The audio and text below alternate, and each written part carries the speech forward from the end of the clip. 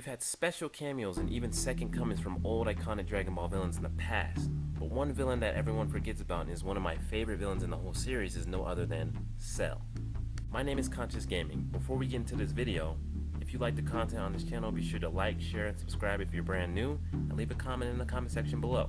Without further ado, let's get into it. Now, I won't go into his whole backstory since most of you know who Cell is, but rather his character and overall potential and just how terrifying he really can be.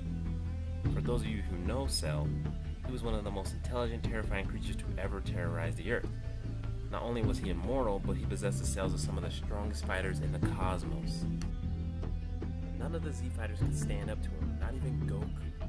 That is until Gohan finally awakened his hidden true power and finally defeated him once and for all. In our current time period in Super, Goku and Vegeta are pretty much gods at this point. They would demolish Cell from Z and not even break a sweat. Hell, even Piccolo could probably beat Cell at this point, but since Cell is in hell, constantly wanting revenge on the Saiyan child who defeated him, could it be possible that he was doing the same physical or mental image training that Frieza did when he was thinking about Goku and killing him? In this case, it's for Gohan. But then again, we don't really know what Cell's version of hell is like, but I'm sure King Yemma would have made him suffer for all the terrible things he's done. This leads to my next topic, the potential that Cell has as a fighter. Cell is made up of many strong beings, most importantly focusing on the Saiyans and Frieza and King Cold. We know that every time a Saiyan is near death and survives, they get a massive boost to their power, which some would call a Zenkai boost. And we saw just how strong Frieza got after 4 months of training, becoming even stronger than a Super Saiyan Blue Goku, a godly-like transformation like that. That's a huge feat within itself. Since Cell possesses DNA from both the Saiyans and Frieza, this makes him the ultimate weapon of destruction and power.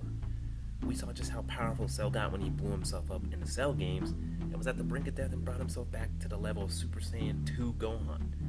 Just think of how scary Cell really can be, and who knows how many months of training he needs to reach Goku's level.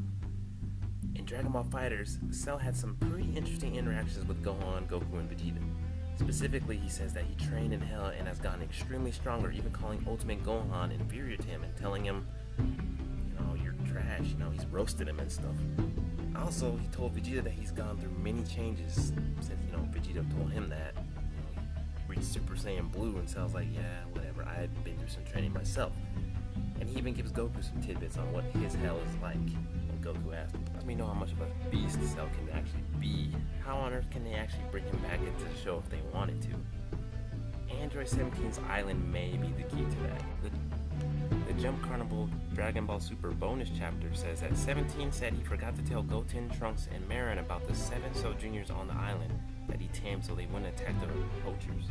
Now, this is very interesting, because back in the day, any of those Cell Juniors would have wrecked 17 with the power they had, but seeing how strong 17 is and how he's able to hold his own against Super Saiyan Blue Goku, and even keep up with the Saiyans while fighting Jiren, it's safe to say 17 would have no problem taking them.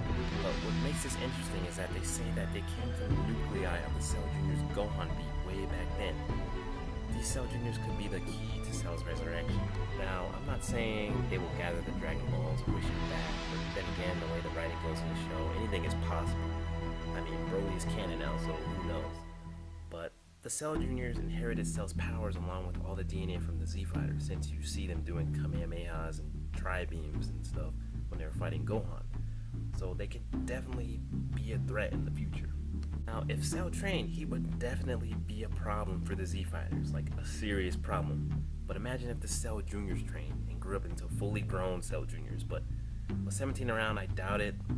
They wouldn't harm anyone. But would it be possible that one of the Cell Juniors turns evil and roams off somewhere and goes rogue and starts training and starts becoming a monster and stuff? Man, that's just a possibility if Cell doesn't actually get resurrected and brought back into the show. But it's just speculation. But from everything we know about Cell, just imagine how strong he'd be with just a year of training, non-stop every day. Like, imagine how strong Cell can really be. Like, it's kind of scary how strong Cell can actually get.